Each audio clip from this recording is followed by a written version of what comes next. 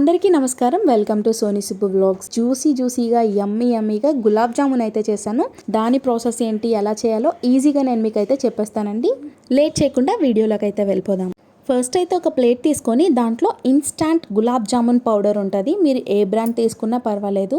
నేనైతే MTR instant gulab jamun powder అయితే తీసుకున్నాను. అది నాకు 2 కప్స్ వచ్చిందండి. ఈ పౌడర్ని పాలతోనైనా కలుపుకోవచ్చు, లేదంటే వాటర్తోనైనా కలుపుకోవచ్చు అండి. నేనైతే రెండు కలిపాను అనమాట. మీకు ఎక్కువ కాలం నిల్వ ఉండాలి అనుకుంటే వాటర్తోనే కలుపుకోండి, లేదు తొందరగానే అయిపోతుంది అనుకుంటే పాలతో కలుపుకోండి. నేనైతే 1/2 కప్పు పాలు 1/2 కప్పు వాటర్ అయితే వేసుకున్నానండి. ఈ పిండిని చాలా స్మూత్గా నెమ్మదిగా కలుపుకోవాలండి. చపాతీ పిండిలాగా గట్టిగా నీట్ చేసేయాల్సిన అవసరం లేదు. నేను చూపిస్తున్నట్టుగా కొంచెం పాలను వేసుకుంటూ నెమ్మదిగా కలుపుకోండి. మొత్తం ఒక ముద్దలాగా తయారు చేసుకోవాలన్నమాట. ఈలోపు వీడియో చూస్తున్న ప్రతి ఒక్కరికి ఒక చిన్న రిక్వెస్ట్ అండి. వీడియోని చూస్తూ లైక్ చేయకపోతే ప్లీజ్ అండి లైక్ చేయండి, షేర్ చేయండి, సబ్స్క్రైబ్ కూడా చేసుకోండి.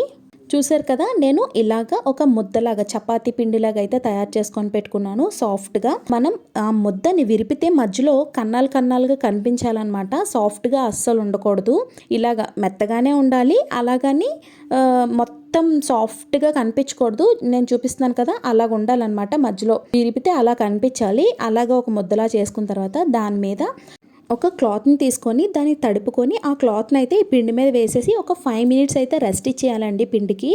ఇప్పుడు మనం పాకం అయితే రెడీ చేసుకుందాం, గులాబ్ జామున్ పాకం. ఈ లోపు ఇది నానుతుంది అనమాట. లోతుగా ఉండే బౌల్ తీసుకొని దాంట్లో ఇప్పుడు మనం 2 కప్స్ ఆఫ్ పౌడర్ తీసుకున్నాం కదా, గులాబ్ జామున్ పౌడరు. దానికి 4 కప్పుల పంచదార అయితే పడుతుంది అనమాట. ఎక్కువైపోతుందేమో, 2 కప్పులు సరిపోతుంది అని చెప్పేసి 2 కప్పులు కనుక వేస్తే మీరు పప్పులో కాలేసినట్టే, అస్సలు సరిపోదండి. 3 కప్పులు వేసినా సరిపోదు, 3.5 కప్పులైనా కంపల్సరీగా వేసుకోవాలి. ఇప్పుడు మనం 4 కప్పులు పంచదార వేసుకున్నాం కదా, దానికి 2.5 కప్పులు వాటర్ అయితే వేసుకోండి. దీన్ని ఇప్పుడు స్టవ్ మీద పెట్టి పంచదార కరిగేంత వరకు బాగా మరిగించుకోవాలండి. మనకి పాకం ఎలా రావాలి అంటే తీగ పాకం ఉండకూడదు, అలాగని వాటరీగా కూడా ఉండిపోకూడదు. పంచదార అంతా మనకి కరిగిపోయిన తర్వాత మనకి ఇలా జిగటగా అంటుకుంటుంది. 2 వేళ్ళతో చూస్తే జిగటగా అంటుకుంటుంది అంతే. తీగపాకం కూడా రాకూడదండి. చూసుకొని కంపల్సరీగా అలా మాత్రమే చేసుకోండి. తీగపాకం వచ్చేసిందంటే గులాబ్ జామున్ పీల్చకూడదు లోపల దాకా. అలాని వాటరీగా ఉండిపోతే గులాబ్ జామున్ మెత్తగా అంటే పేస్ట్ లాగా అయిపోతుంది అనమాట. అస్సలు బాగోదు. పాకం రెడీ అయిపోయాక స్టవ్ ఆఫ్ చేసుకొని దాంట్లో కొంచెం యాలకుల పొడి, లేదు యాలకుల పొడి లేదనుకుంటే యాలకుల్ని కొంచెం కచ్చపచ్చగా దంచేసుకొని వేసుకొని, ఉంటే మాత్రం కంపల్సరీగా కుంకుమ పువ్వుని వేసుకోండి. కుంకుమ పువ్వు కంప్లీట్గా గులాబ్ జామున్ టేస్ట్నే మార్చేస్తుంది. పాకం అంతా రెడీ అయిపోయింది కదండి, దీన్ని ఇప్పుడు కొంచెం పక్కన పెట్టేసుకుందాం. ఈ లోపు చల్లారుతుంది పాకం అనేది. మనకు చూసారు కదా, గులాబ్ జామున్ ముద్ద కూడా చక్కగా రెడీ అయిపోయింది, సాఫ్ట్గా రెడీ అయిపోయింది. ఇలా తీస్తే మధ్యలో బబుల్స్ లాగా వస్తుంది అనమాట, పొంగుతుంది పిండి కూడా కొంచెం.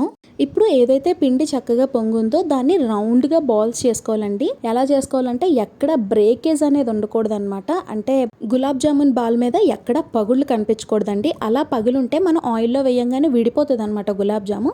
సో చూసుకొని బాల్స్ అనేవి జాగ్రత్తగా చేసేసుకోండి. ఇప్పుడు ఎలాగంటే పిండిని మొత్తం ఒక్కసారే బాల్స్ చేసేకండి, అంటే గులాబ్ జామున్స్ చేసేకండి. కొంచెం పిండిని తీసుకుంటూ బాల్స్ చేసుకోండి.